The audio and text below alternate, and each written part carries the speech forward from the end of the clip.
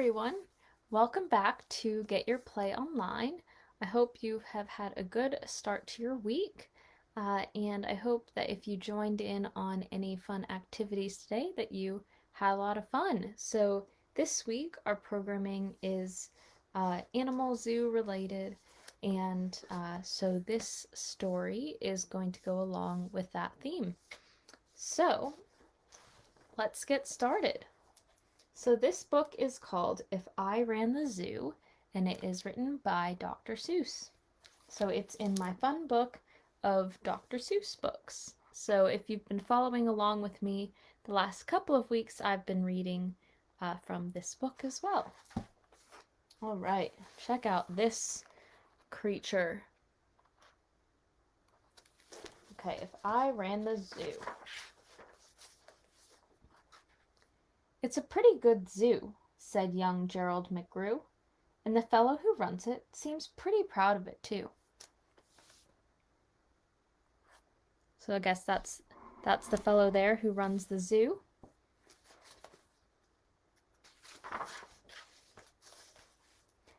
But if I ran the zoo, said young Gerald McGrew, I'd make a few changes. That's just what I'd do. The lions and tigers and that kind of stuff they have up here now are not quite good enough.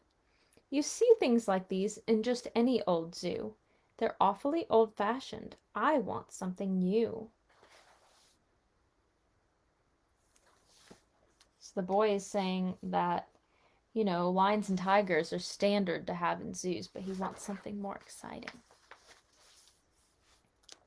So I'd open each cage, I'd unlock every pen, let the animals go, and start over again. And somehow or other, I think I could find some beasts of a much more unusual kind. So he's saying he'd go in and try to find some more interesting creatures. A 4-footed lion's not much of a beast. The one in my zoo will have 10 feet at least. 5 legs on the left and 5 more on the right. Then people will stare and they'll say, "What a sight!" This zookeeper, new keeper Gerald's quite keen. That's the gol-darndest lion I ever have seen. Look at this lion. It's got 10 feet. Crazy. My new zoo, McGrew Zoo, will make people talk. My new zoo, McGrew Zoo, will make people gawk at the strangest odd creatures that ever did walk.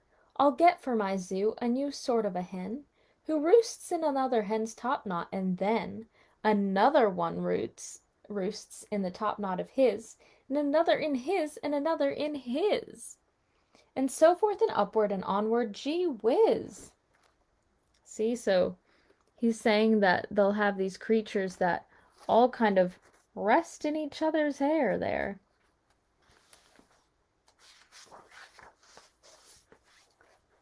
But that's just a start. I'll do better than that. They'll see me the next day in my zookeeper's hat, coming into my zoo with an elephant cat. Little elephant cat combo. They'll be so surprised they'll all swallow their gum. They'll ask when they see my strange animals come. Where do you suppose he gets things like that from? His animals all have such very odd faces. I'll bet he must hunt them in rather odd places.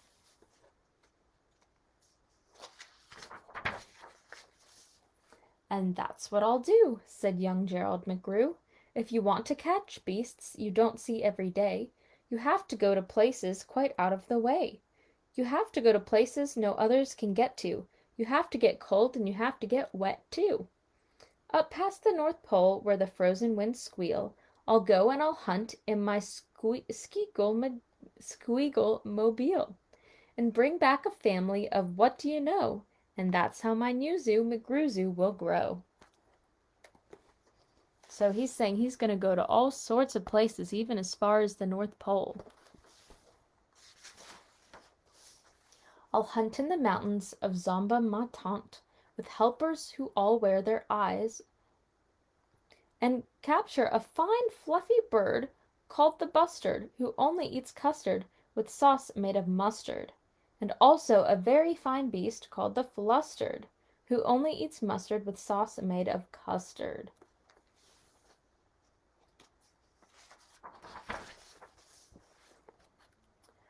I'll catch 'em in caves, and I'll catch 'em in brooks, I'll catch 'em in crannies, I'll catch 'em in nooks, that you don't read about in geography books. I'll catch 'em in countries that no one can spell, like the country of Mata-Fapa-Fapel. In a country like that, if a hunter is clever, he'll hunt up some beasts that you never saw ever.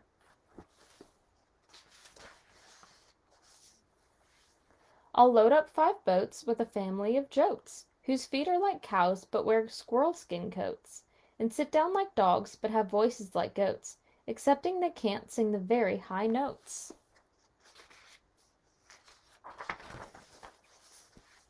And then I'll go down to the wilds of Nantucket and capture a family of lunks in a bucket. Then people will say, now I like that boy heaps. His Newzoo McGrewzoo is growing by leaps. He captures them wild and he captures them meek. He captures them slim and he captures them sleek. What do you suppose he will capture next week? I'll capture one tiny, I'll capture one cute. I'll capture a deer that no hunter would shoot. A deer that's so nice he could sleep in your bed, if it weren't for those horns that he has on his head.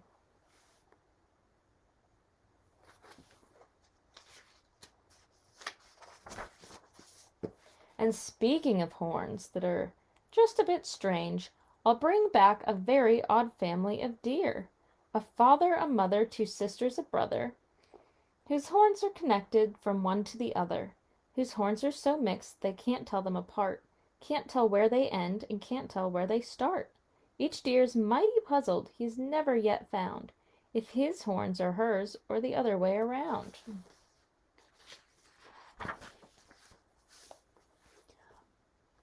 I'll capture them fat and I'll capture them scrawny.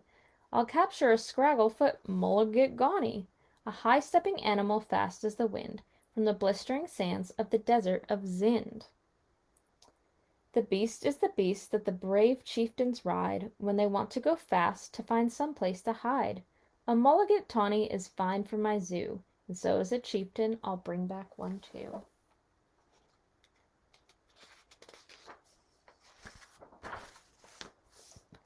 In the far western part of southeast North Dakota lives a very fine animal called the iota, but I'll capture one which is even much finer in the northeastern west part of North Carolina, or South Carolina. When people see him, they will say, now by thunder, this Newzoo McGrewzoo is really a wonder.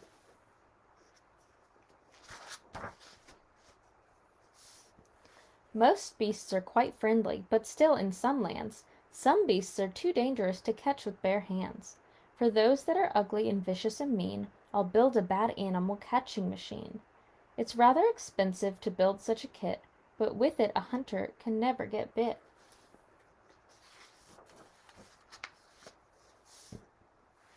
A zoo should have bugs, so I'll capture a thrall whose legs are snarled up in a terrible snarl. And then I'll go out and I'll capture some chugs, some keen shooter, mean shooter, bean shooter bugs.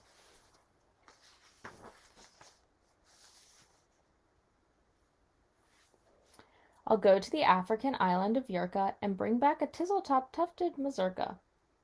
His neck is a kind of canary with quite tall a throat. His neck is so long if he swallows an oat. For breakfast the first day of April, they say, it has to go down such a very long way that it gets to his stomach the 15th of May. So they're saying his neck is so long, it would take about 15 days for him to swallow an oat. Or anything, really. Okay, I'll bag a big bug who is very surprising, a feller who has a propeller for rising, and zooming around making cross-country hops, from Texas to Boston with only 2 stops. Now that sort of thing for a bug is just tops.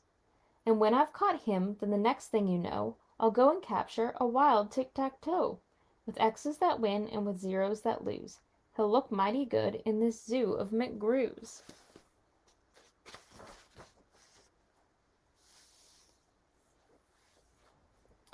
Okay, so here he's got, look at this, he's bringing back all these animals from all over the place. And he's saying they're called a gusset, a gherkin, a gasket, and a gooch from the wilds of Nantasket.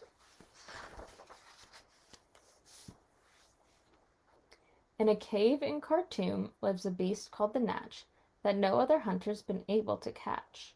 He's hidden for years in his cave with a pout, and no one's been able to make him come out. But I'll coax him out with a wonderful meal that's cooked by my cooks in the cooker mobile. They'll fix up a dish that is just to his taste. 3 chicken croquettes made of library paste. They sprinkled with peanut butter, pickled and spiced, then baked at 600 degrees and then iced. It's mighty hard cooking to cook up such feasts, but that's how the Newzoo McGroozoo gets beasts.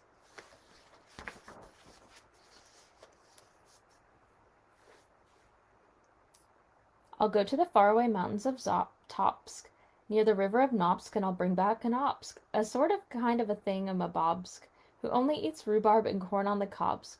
Then people will flock to my zoo in a mob. McGrew, they will say, does a wonderful job. He hunts with such vim and he hunts with such vigor. His Newzoo McGroozoo gets bigger and bigger.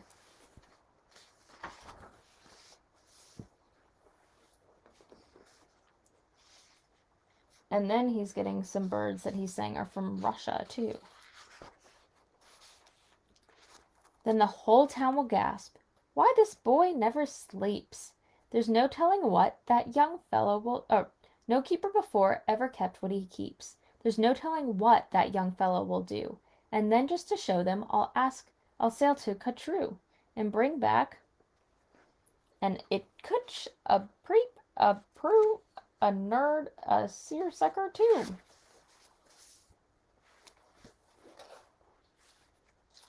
And there he is going to go into the jungle and get out these guys too. In the jungles of Hippo no Hungus, he'll bring back a flop of wild Bippo no Bungus. The Bippo no Bungus from Hippo no Hungus, and better than those down in Dippo no Dungus, and smarter than those in Hippo no Nungus. And that's why he'll catch them in Hippo no Hungus.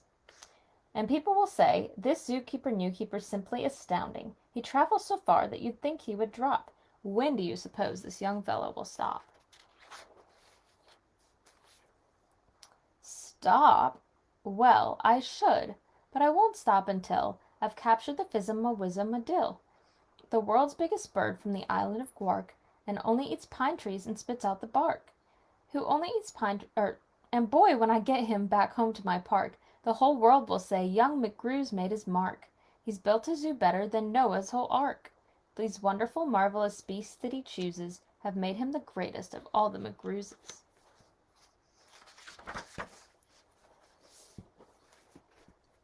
And see, here's the zoo here.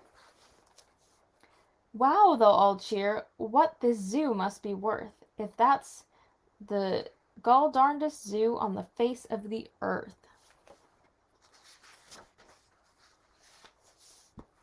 Yes, that's what I'd do, said young Gerald McGrew. I'd make a few changes if I ran that zoo. So you see that he went and got animals from all over the world to bring to his zoo. And that is the end. So thank you for joining me. I hope you had a good time and had a fun time reading about all the sorts of animals from all over the world in this imaginary world. So have a really good night. Hope you sleep well.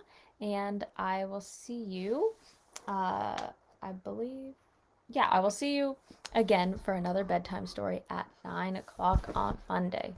Have a great night.